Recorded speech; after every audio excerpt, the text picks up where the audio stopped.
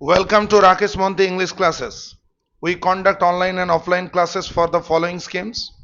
You can call in, you can call on this number, but maintain this time or otherwise send me text message via WhatsApp for further inquiries. Without any further delay, let's start to read William Shakespeare's popular sonnet, Sonnet 64, the title of which is When I Have Seen by Time's Fail Hand Defaced. I told you that the first line of a sonnet is generally treated as the title of a sonnet.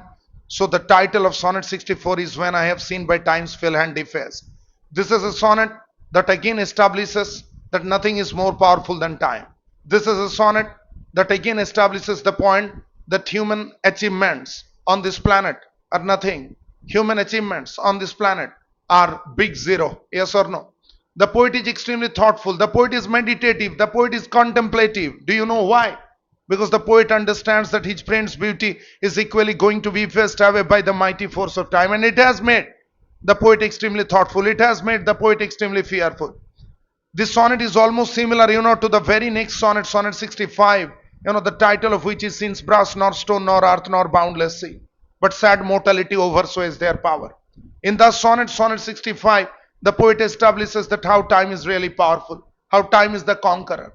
Time is a runner whose feet nobody can stop. Time is a mighty monarch whose subject is whatever we can see on this beautiful planet. Whose time is such a mighty demon who is going to almost destroy everything. Boys and girls, this sonnet 64, when I have seen by time's fail hand defaced, this sonnet is not an exception. This is a proverbial, or this is customary to tell the rhyme scheme of Shakespearean sonnet in the introductory area before analyzing the text of a sonnet. Here I am again going to say that ABAB, CD, EF, double G. I repeat, ABAB, CD, EF, double G. This is the rhyme scheme of a Shakespearean sonnet. ABAB is the rhyme scheme of the first quatrain of a Shakespearean sonnet. CD is the rhyme scheme of the second quatrain of a Shakespearean sonnet. EF is the rhyme scheme of the third quatrain of a Shakespearean sonnet. And GG, the most important, yes, this is the rhyme scheme of the concluding couplet. This is the rhyme scheme of the concluding couplet. Am I clear to everybody? Yes or no? Now you need to understand that structurally a Shakespearean sonnet is different. Structurally a Shakespearean sonnet is different from a Petrarchan sonnet. So also thematically. Now this sonnet, it's a reflective sonnet. It's a descriptive sonnet. It's a sonnet that emphasizes on the poet's profound thoughts of mortality, as well as the melancholy idea that was prevalent in the poet's mind because of the mighty force of time, because of the mighty power of time. Without any further delay, let's start to read the text of the sonnet. The first line, when, it means at a certain point of time, or once upon a time, or it is something that I regularly witness. The poet says that I am a witness. I am a witness. I can see many things. So I have seen. I have seen what? So the poet had seen something. The poet had seen that time's hand is fell. Here time is personified. It's a case of personification, boys and girls. It's a case of personification. Time is an abstract idea, and now time is personified. Yes or no? So it's a case of personification, and that is why you can see this capital letter. So time is personified, and time is supposed to have hands. Now his hands are called fell. What is meant by the word fell? The word fell means cruel. The word fell means lethal. The word fell means deadly. Yes or no? So if you want an easy meaning, then write down this word deadly. So time's hands are called fell. That means time's hands are called deadly. And this deadly hand of time is going to deface. Here deface means ruin. Here deface means destroy. I repeat. Here deface means to ruin. Here deface means to destroy. So time's hand is fell, and time's hand is going to destroy. or time's hand has already destroyed, and it is something that the poet has already seen. It is something that the speaker has already witnessed. So, time's fell hand, time's terrible hand has destroyed. Destroyed what? Destroyed reach proud cost. Reach proud cost. Here, reach proud cost means the valuable creations. Excuse me, it means what? It means the valuable creations. You know, the valuable creations where you have to spend a lot of money. You have to spend a lot of money. Yes or no? And the valuable creations that can make you feel extremely proud that after all, I have made it, I have built it, right or wrong. So, human achievements are something that occasionally, or human achievements are something that very frequently, make the human beings feel extremely proud of their creations. Yes or no? And that is why this particular expression, reach proud cost, is used at the first part of line number 2. So the poet sees what? The poet sees. The poet sees that the valuable creations are defaced. Please connect. Please connect the verb defaced after this subject, the reach proud cost. Now, the reach proud cost are defaced. Say with me. The reach proud cost are defaced. Defaced by what? Defaced by the fell hand. Fell hand of whom? Fell hand of time. It is seen by whom? It is seen by the poet. So the poet is like what? So the poet is like a witness. So the poet is like a witness. He had seen that how the rich proud cost means the valuable creations of mankind are defaced. Defaced by whom? Defaced by the fell hand. Fell hand means the cruel, the lethal, or the deadly hands of whom? Deadly hands of time. And these are the rich proud cost of outworn buried age. Boys and girls, this is an important expression. This is an important expression. Now, one simple thing I just want to let you know before explaining the last part of line number 2, and what is the point that I just want to let you know, that this expression outworn buried age, this expression is used in line number 2 only to indicate the valuable creation. Now you may ask me, sir, how? Listen, these are the valuable creations of the past age. Buried age means past age. These are the valuable creations of past age. Yes or no? These are the valuable creations of past civilization. Am I clear to everybody? These are the rich proud cost of buried age. Buried age means past age or past civilization.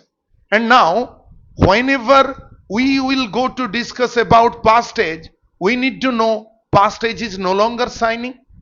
Past age is no longer shining. It is no longer glittering. It is no longer attractive.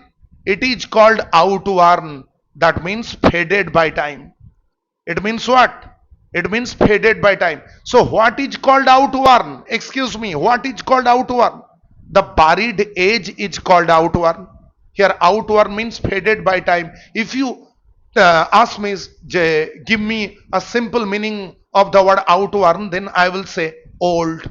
So it means old buried age. It means old past age. It means old past age. So the rich proud cost, that means the valuable creations of old past age are defaced. Defaced means ruined or destroyed. Destroyed by what? Destroyed by fell hand. Fell hand means the lethal or the deadly hands. Deadly hands of whom? Deadly hands of time. And it is seen by whom? It is seen by whom? It is seen by the poet. It is seen by the speaker. Let's go to read the third line of the first quatrain. Let's go to read the third line of the first quatrain. In the third line of the first quatrain, boys and girls, without any further delay, I just want to let you know that here the poet is again emphasizes. Here the poet is again emphasizing. Here the poet emphasizes on the idea how the lofty towers, how the tall towers, how the majestic buildings, how the great monuments, yes or no, These monuments are going to be destroyed. These monuments are not going to last long. These monuments are not going to last long. These monuments are going to be destroyed. So, sometime means once. It means formerly. It means formerly. So, he has again seen. The poet says that he has again seen. So, he had seen what? If you ask me to write it down, then I request everybody that please write it down, the meaning of line 1 and line 2. In the line 1, the poet says that he has witnessed how cruel time destroys everything. How cruel time destroys everything. In line number 2, the poet says that he had seen the grand achievements. He had seen the grand achievements of the past. He had seen the grand achievements of the past now ruined, and buried in history. Right or wrong? So the poet says that he has witnessed how cruel time destroys everything. He had seen the grand achievements of the past now ruined and buried in history. These are the two lines. Line number 3. He has also seen the lofty towers. The lofty towers means the tall, majestic buildings. Boys and girls, write it down. Lofty towers means the tall and the majestic buildings. I repeat, the tall and the majestic, buildings. These are called lofty towers. Yes or no? So sometimes I see the lofty towers, that means the tall buildings, the majestic buildings, and these buildings are down raised. These buildings are down raised. Okay, the expression down raised, you understood what is going to be its meaning? Destroyed or demolished. Destroyed or demolished. So what is the meaning of the line? He had seen that the great towers are now completely destroyed. He had seen that the great towers, the tall buildings, are completely destroyed, are absolutely destroyed. Now, and brass, brass is a very strong metal. What is brass? It's a very strong metal. It's a very strong metal. It's a very strong metal. Such a metal, people assume that it's not going to be broken. Such a metal, people assume that it's not going to be destroyed. Such a metal is called, a brass. Such a metal is called, a brass. Okay. So here brass means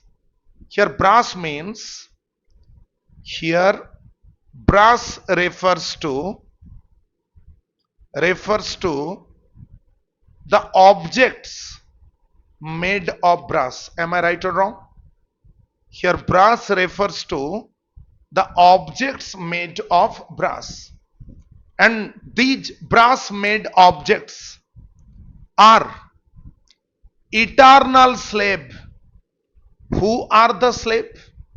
Now, if there comes the question of slavery, you need to understand that there must be a master. A slave is like a servant. A slave is like a servant. Yes or no? So who is the slave?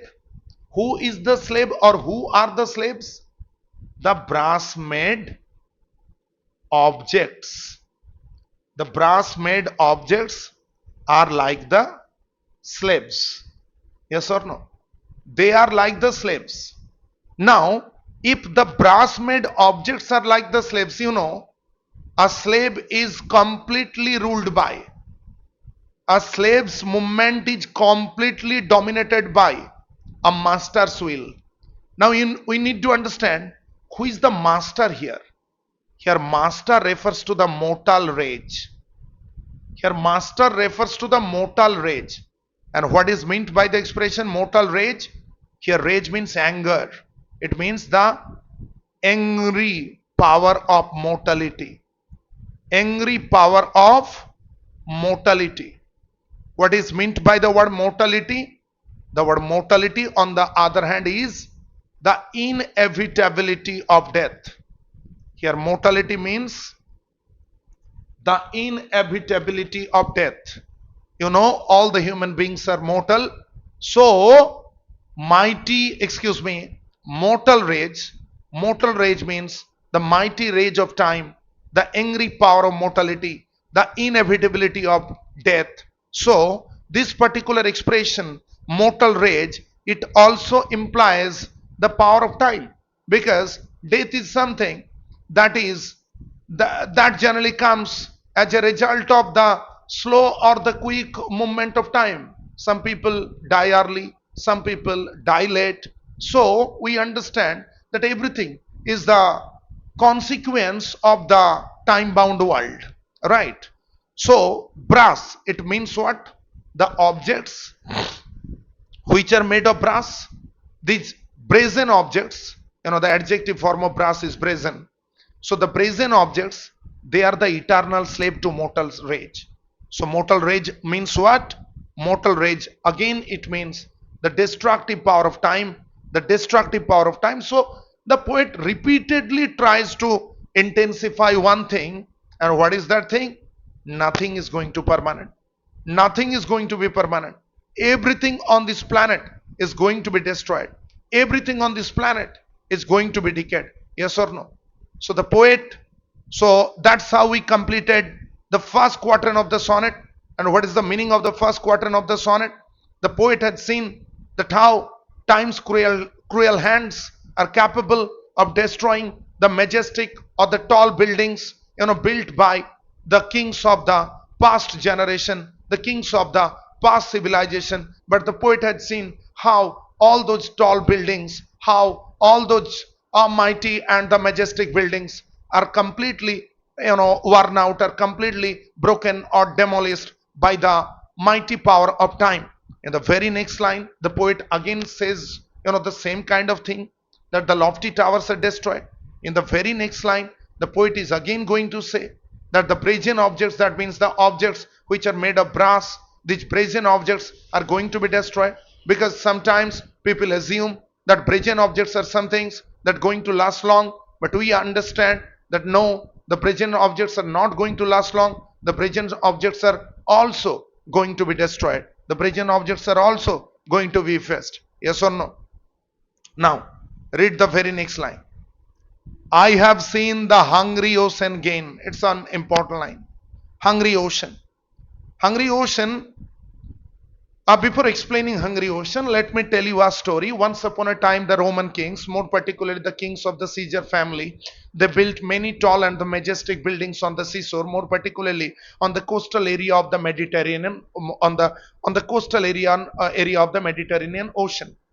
But due to the changes of the water of the sea level, believe me, these tall buildings are now submerged inside the water, or these buildings are found under the water. So what does it mean? It means that sea is continuously going to eat away the mainland. The level of sea is increasing and water is going to drown. Yes or no? And there are also some areas where the predominance of land is seen over water. That is also we come across. Now, let's start to read the line. I hope that you can remember what I tell to explain this line. I have seen, that means the poet has again seen the hungry ocean. The hungry ocean. Yes or no? Exactly. Ocean is full of water, but it's extremely hungry. It's extremely hungry. It's extremely thirsty. So hungry ocean. Hungry ocean. It means ocean or sea that seems to consume the piece of land, consume the piece of land, or you can say that seems to consume the land. Yes or no? So what is meant by this expression hungry ocean? Here hungry ocean means ocean or sea that seems to consume the piece of land, or that seems to consume the land. So the poets had seen, so the poet had seen the sea swallowing, the poet had seen the sea swallowing the parts of the land. The parts of the land. Am I clear to everybody? The poet had seen the sea swallowing the parts of the land. Right. So here we again understand that even a piece of land is not going to be permanent. A piece of land can equally be swallowed, by water, by the continuous, by the ever increasing level of water. I told you that how many coastal areas in course of time have been devoured by the ever rising, level of sea or ever rising level of water.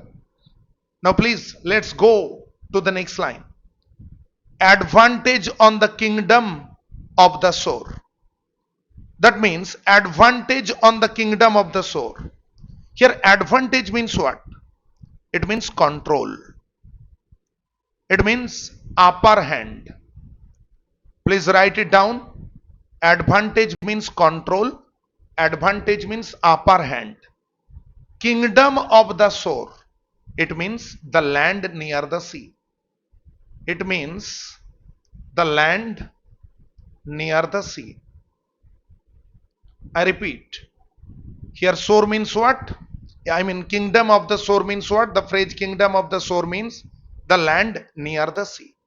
So hungry ocean is going to take advantage. The hungry ocean is going to take advantage on the kingdom of the shore. That means the sea sometimes wins over the land. I repeat, it means what? The sea sometimes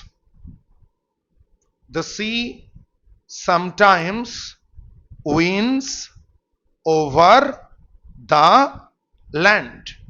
The sea completely eroding it. Right? Eroding simply means the effacing of the land. Right? So the sea sometimes wins over the land. This is the meaning of this line. So advantage on the kingdom of the shore. And the farm soil win of the watery main. At other times, now, if sometimes you see that the sea is winning over the land, then sometimes you can equally see that the land is winning over the water. What I mean to say? If sometimes you see that the sea is winning over the land, the sea is literally eroding the piece of land, then sometimes you can equally see that the water is winning over the land. I mean the land is winning over the water. Mane, initially it is the sea that is winning over the land, and sometimes also we see, at other times we can equally see the land is winning over the sea. Yes or no? So line number 7. So line number 7, and the farm soil, this is line number 7. And the farm soil means the hard soil. It means the solid piece of land. Farm soil, it means the solid piece of land. It means what? It means the solid piece of land. So the farm soil win. So the farm soil win. Here again win means, gain. Here win means what? Here win means, predominate. Predominate, right? Or only dominate. So farm soil win of the watery main. Here watery main means, here watery main means the sea. It means the sea, the water body. So what is the meaning of this line? At other times, at other times, the land gains back from the sea. That means the land wins over, that means the land wins over the water, or the land wins over the sea. So the sea sometimes wins over the land for the last time. The sea sometimes wins over the land. At other times, the land wins over the sea. The land wins over the sea. And it is what we technically call that the land wins over the sea, or the land gains back from the sea. The land gains back from the sea. The comeback story of the land is the comeback story of the land, right? And this is an important line, but this important line is very easy. This is an important line, but this important line is very easy.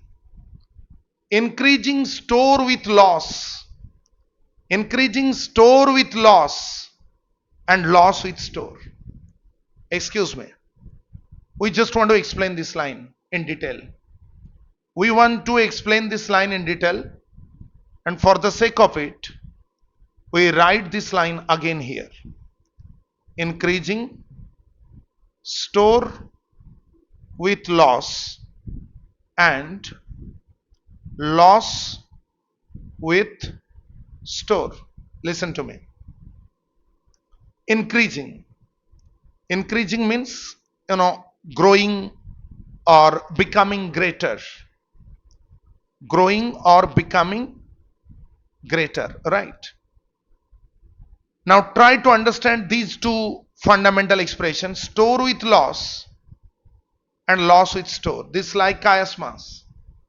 Store with loss and loss with store. Now try to understand. In earlier lines, the poet describes how. The poet describes the two things. The first one, the sea eats into the land, right? The sea eats into the land. So this is the victory of the sea and this is the defeat of the land, right? This is the victory of the sea and this is the defeat of the land. So this is the case of the loss of, this is the case of the loss of the land. So what I say that in earlier lines the poet describes two things. The first one is the sea eats into the land. Here I say that this line emphasizes the loss of the land. And then the land gains back. The land gains back from the sea. The land gains back from the sea. So this is the victory of the land. This is the victory of the land, right? So if in this first parameter we come across the victory of the sea and the defeat of the land, then in this second parameter, in this second unit, we come across the victory of the land and the defeat of the sea. So one side's gain comes from another side's loss. So one side's loss results in another's gain. Yes or no? Suppose X and Y are fighting. If X wins, then the victory of X is the outcome of the defeat of Y alternatively. So we can call one side's gain, understood, one side's gain comes from another's loss. One side's gain comes from another's loss. And one side's loss results in another's gain. I request everybody, please write this line. One side's gain comes from another's loss, and one side's loss results in another's gain. So, if we technically explain these lines, we understand here is a cycle of exchange. Here is a cycle of exchange, interchange of state. And this particular expression, it will be required in the very next line, interchange of state. And here, with the help of this flow chart, we will explain not only this particular line, but also we will explain the very important expression of the last part of the line, that is interchange of state. So cycle of exchange, what does it mean? It means when the sea advances, right? The level of sea is increasing. The level of sea is increasing. We can call this is the advancement of the sea. So when the sea advances, the land is destroyed. As simple as that. The land is destroyed. Write it down, everything. Whatever I am going to write it down on the board, I request everybody, please write it down on your notebook. So when the sea advances, the land is destroyed. So this is the loss of the land. Right or wrong? This is the loss of the land. Now go to the next point. When the sea gains territory,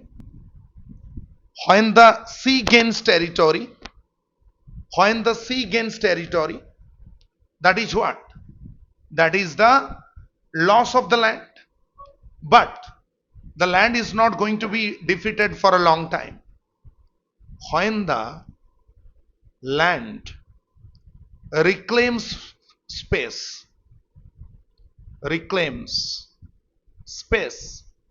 so the land equally wants to have some space. The land is going to be defeated, but the land wants to have some space. So when the land reclaims space, who retreats? The sea retreats. Retreats means goes back. So when the land reclaims space, the sea retreats. That means the sea goes back. And it is what? It is the loss for the sea. It is what? It is the loss for the sea. So now, here, increasing store with loss and increasing loss with store. So growth happens because something else is lost. So increasing store with loss and loss with store. So fast, who is increasing the store? Who is increasing the store? The level of water is increasing the store. Who is increasing the store? The level of water is increasing the store. And that increasement is possible. It's because who has been lost? Yes or no? It's because who has been, defeated. The piece of land was defeated. The seashore was defeated. So first comes the victory of water, and then comes the victory of the land. So the poet says that he had seen this interchange of state. He had seen, what? He had seen this interchange of state. Interchange of state means, the continuous change or the continuous shifting of condition, where things exchange their positions, where things exchange their status. Nothing is going to be permanent. Even if it is water now, it's going to be it's going to be defeated by the power of the land.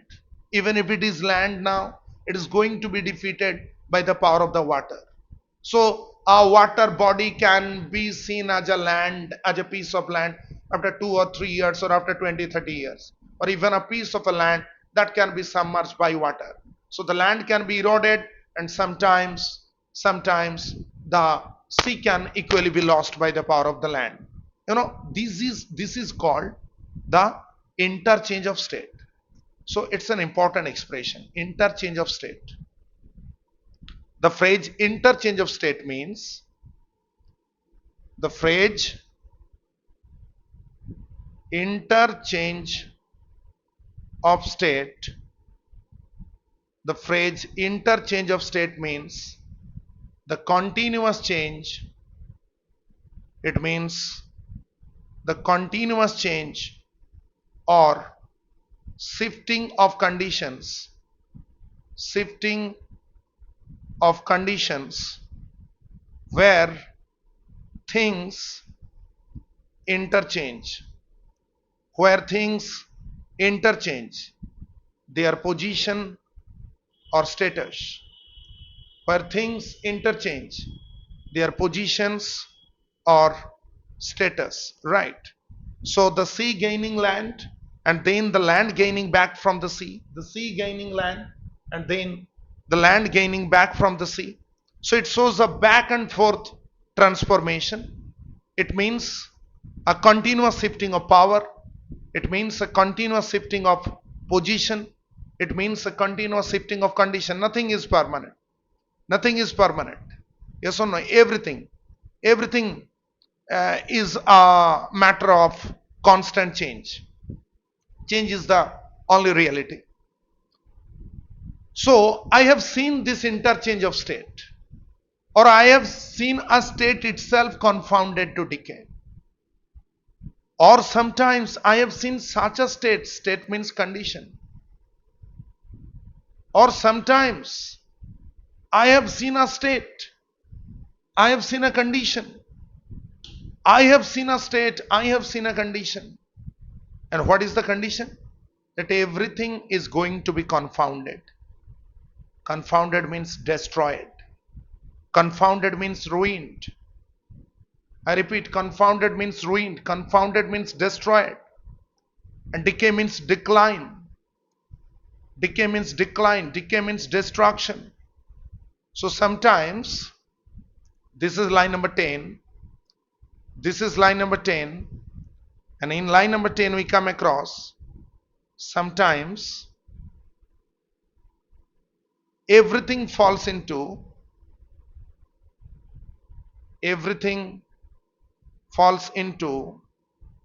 decay and ruin completely.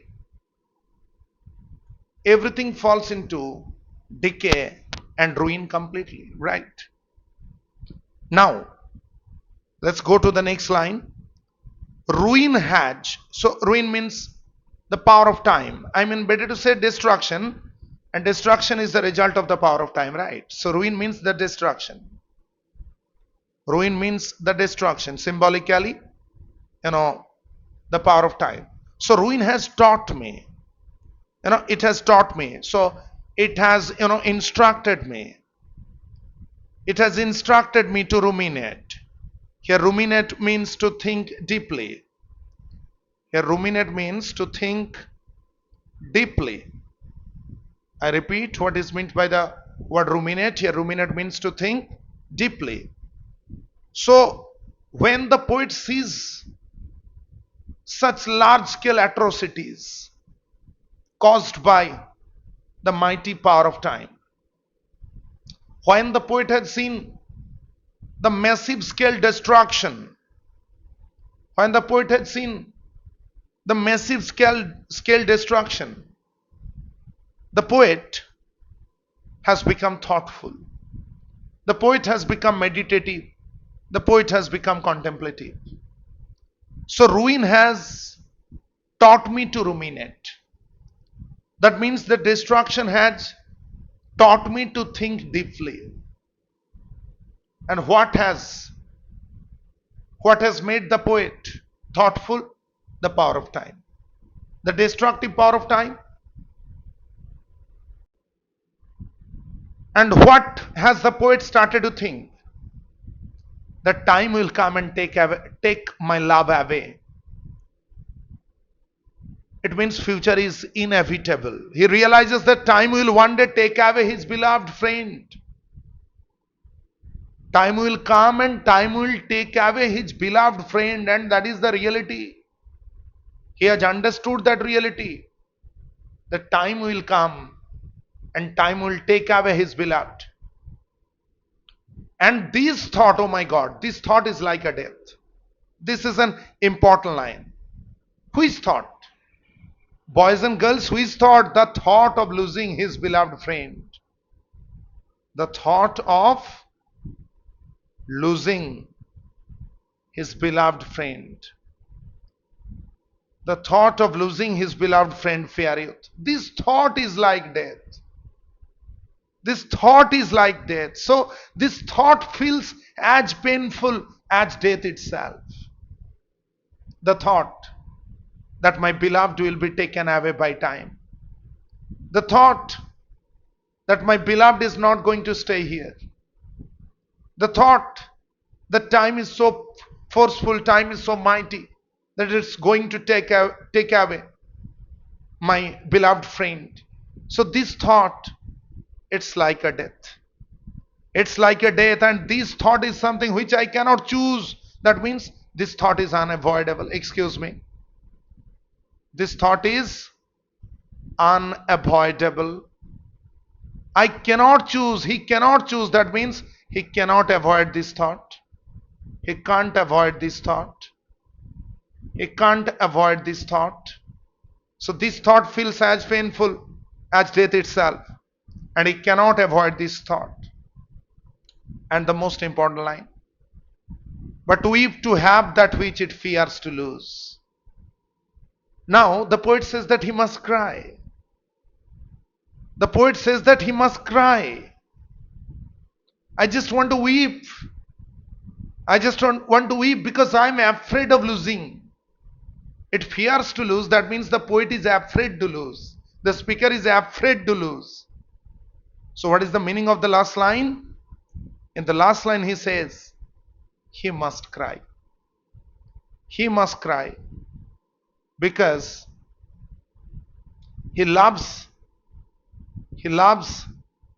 something he knows he will lose. Yes or no? He loves something which he knows he will lose, but still he is in love. He is in love with his friend. He is in love with his friend, but he knows very well that he is going to lose his friend. So I am weeping. To have that which it fears to lose. To have that, that means I have that. That means my friend is still with me. My friend is still with me. My friend's beauty is still with him. I'm an admirer. I'm an infatuated admirer of my friend's beauty. So I am still fortunate enough to get my friend's love. But the problem is that I know I am going to lose the beauty of my friend. I am going to lose my friend. Yes or no? So he must cry because he loves something he knows he will lose. So the sonnet, the overall theme of the sonnet shows how time destroys everything. Time destroys nature. Time destroys human civilization. Time destroys human creation. Time destroys even love. Thank you so much. See you in next video. Till then, stay safe. Goodbye.